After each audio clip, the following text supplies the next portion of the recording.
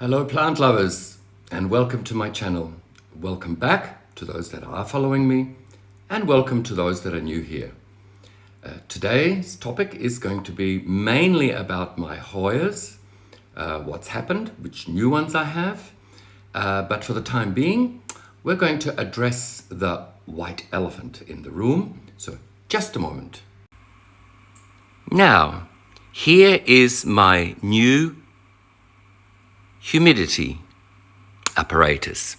You will remember in an earlier video I talked about my Levoit, which produces white dust absolutely everywhere because it's an ultrasonic humidifier and everything that's dissolved in the water comes out into the room with the mist.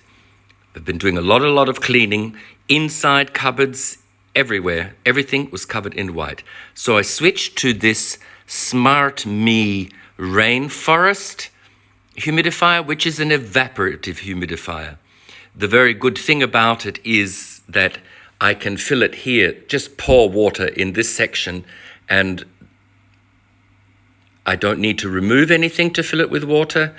The humidity is usually between 55 and 60%, and the good thing is that all my hydrometers that are scattered around my apartment more or less show the same humidity level that the actual apparatus shows, which was not the case with the Levoit humidifier. It would show the humidity between 5 and 10% higher than the hydrometers in my room. I really like this. The app is really good. It tells me what the humidity is. It tells me how much water is left in the tank. And it will also warn me when I need to clean it. To clean it, apparently, you can use concentrated lemon juice or citric acid, and you let the apparatus go on full blast for about an hour, and then rinse out the water tank and then wipe clean the insides of the apparatus. It practically makes no noise, there's no mist, and I absolutely love it. And the other thing is, when filling it from the top, you will see that I now have 3 green circles, which means that the water tank is 3/4 full. The white one means that it's 1/4 empty, and it's about 750 milliliters that I can now pour through here, anywhere here, and it will go down here into the bottom reserve tank. The good thing is that if you are filling it with too much water, it will beep to tell you that, hey, stop, it's enough water. The other good thing is that you can connect it to Apple HomeKit. So I really love this apparatus. I've cleaned all my surfaces in the apartment and I have no problems with white dust whatsoever. Just one more thing. I have a new plant I just couldn't resist. This is an Anthurium clarinarium. I just love this. I saw this, a coffee shop has opened across the street from me, and they also sell rare plants. I love this plant. The beautiful leathery leaves. This leaf over here is really nice and big, and you'll notice it has an inflorescence, and it has some berries. It's going to take a while for them to ripen. Will be interesting to see if I can propagate the seeds and see what plant it grows, because what pollen fertilized this inflorescence, nobody knows. That's the way it came in the shop. While I'm here, this is my Hoya leonaris, which I have slowly moved further up and up on this little balustrade that's on my second floor, in my little balcony that's part of my room, and it's right underneath a skylight. It gets morning sun for about 3 to 4 hours. Now it's in the shade, and what's happened is there's a lot of new growth happening on this plant. But we'll get back to this Hoya in a minute. Back to my seating position. Well, I'm back in my seating position, and as you can see behind me, it's quite bright. So I've started using my grow lights less and less. I put them on for a couple of hours in the morning, and I put them on for at least a couple of hours in the evening when the sun goes down. Because now through the skylights, this area here where the bulk of my plants are is getting quite a lot of light.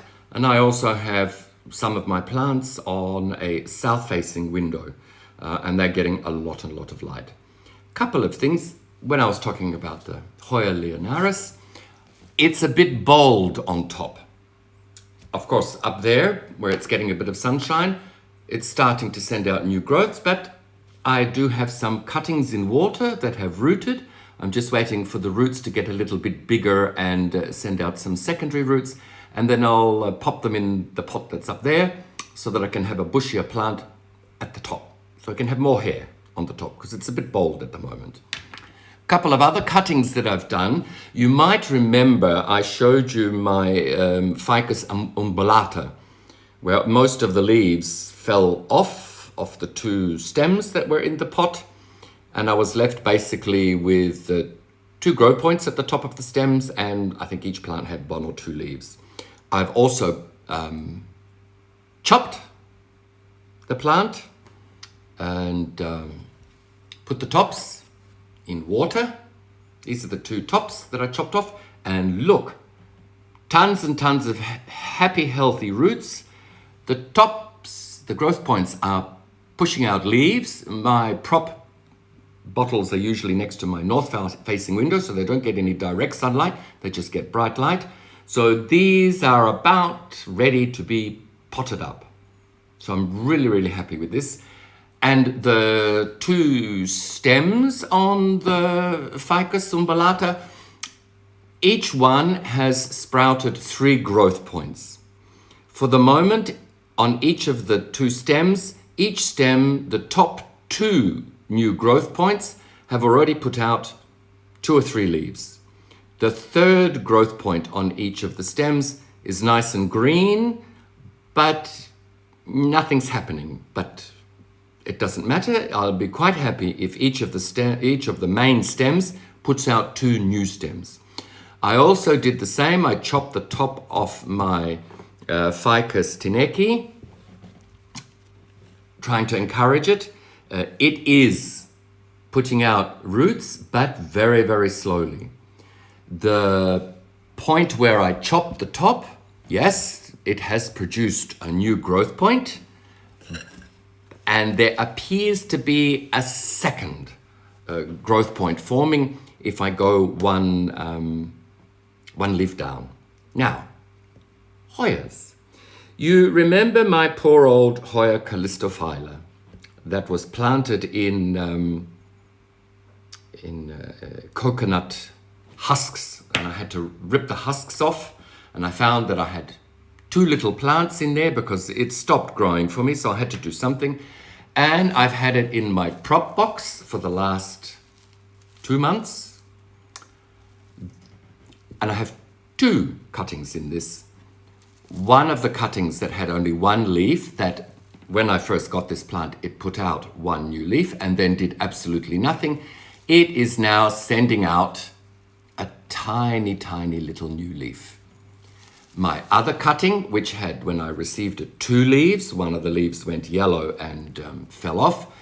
I can see in the bottom, very hard to focus on, there are 3 new growth points, and each of them are pushing out a new leaf. So I'm very happy with the results with this particular Hoya. Now, just before I go on with all my other Hoyas, I've got one more plant to show you. I went into a florist and saw some plants, interesting plants, and what caught my eye was there were 2 plants called Syngonium red arrow.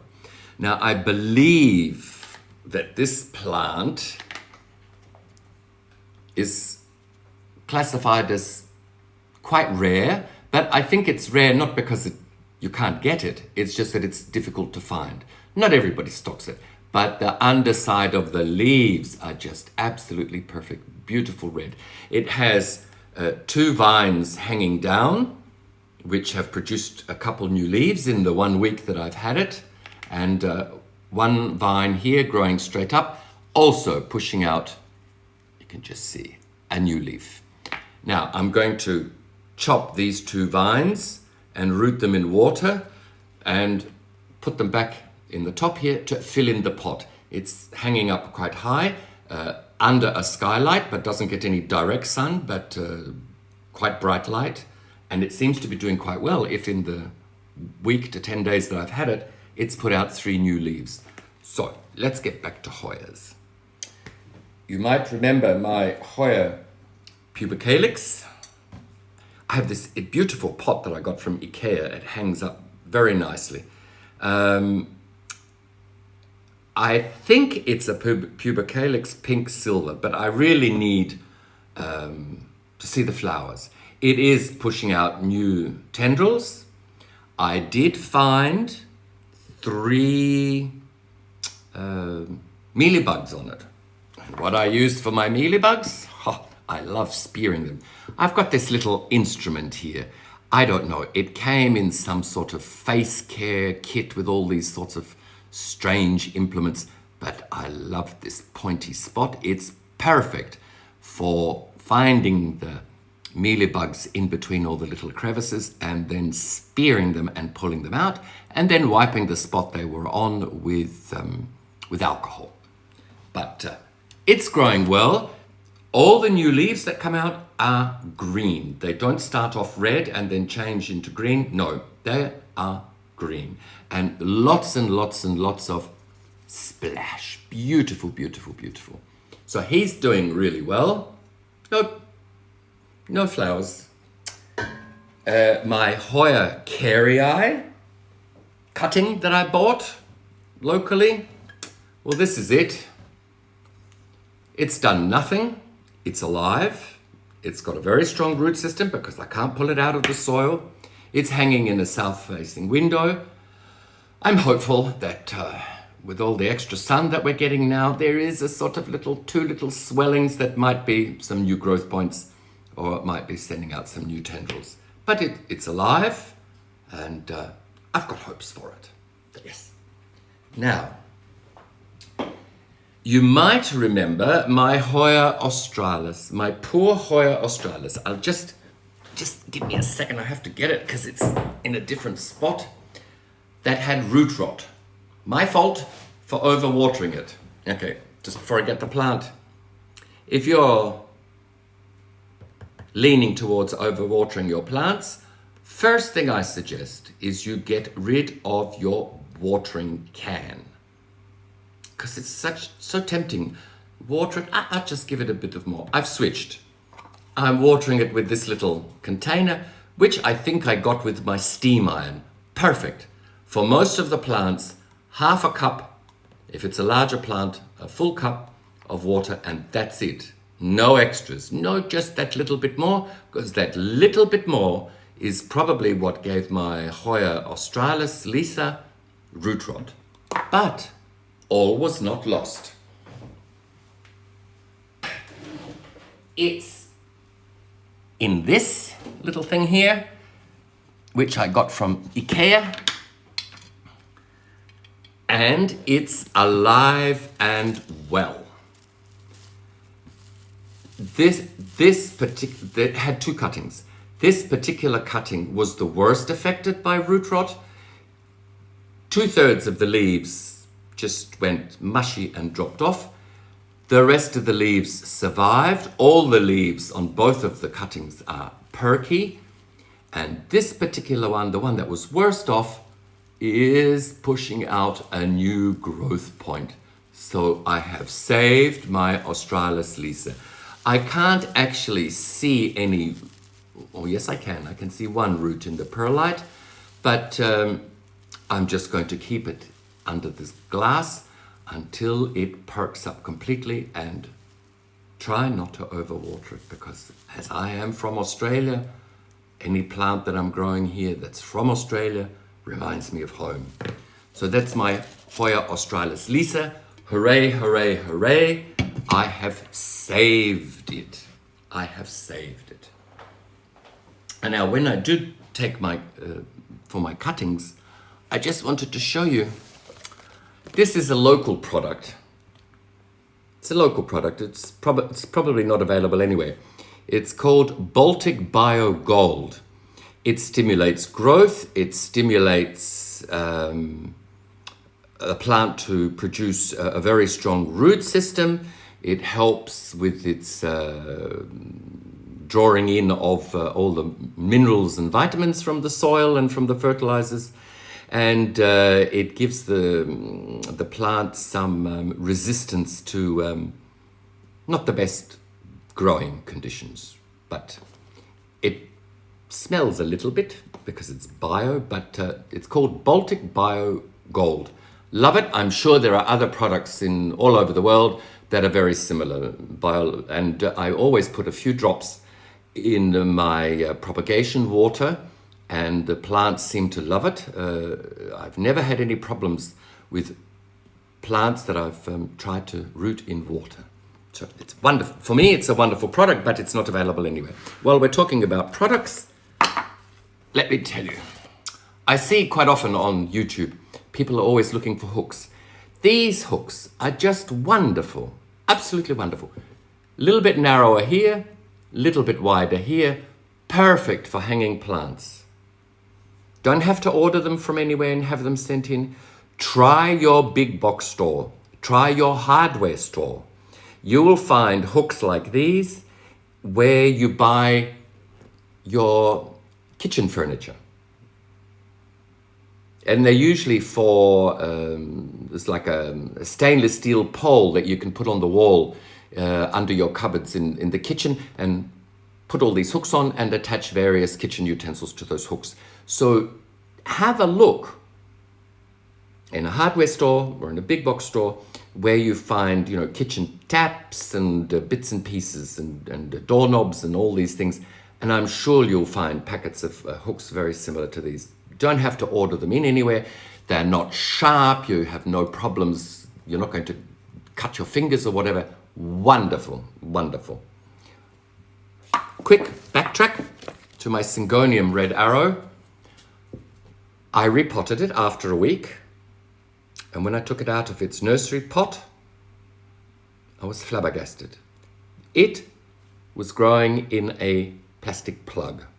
Of course, I had to cut it to get most of the roots out. Of course, some of the roots got stuck and got ripped off, but it has survived that.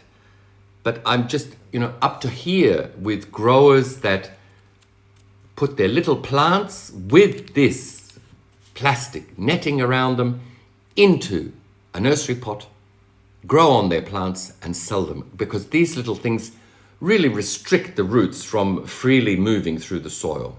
So I was quite aghast when I found this. I have found in some plants the made out of a material sort of, but they also restrict the root growth, but they are easier to remove. You can tear them off, cut them off, whatever.